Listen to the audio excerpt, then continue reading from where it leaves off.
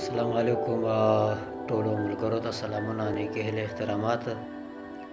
او دا یو غزل ټولو ملګرو سره شریکوم، هیله ده چې بوج به نه ګڼي. غزل مطلب ده چې څوک به ډکه زما ذات کې دا خلا کړي، څوک به ډکه زما ذات کې دا خلا کړي، چې ما خدای او خدای له ما سره پخلا کړي. او هر ورځ مې نوی کار تر ګوتې نیسي، هر ورځ مې نوی کار تر ګوتې نیسي، ما له ځان او ځان له ما بیخي جلا کړي.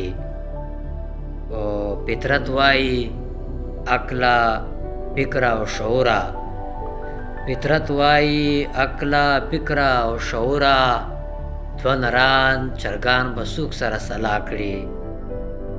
او مخالف مې په دې وجه زورور دی، مخالف مې په دې وجه زورور دی، ما ته خپل وطن کې خپل سړی بلا کړي.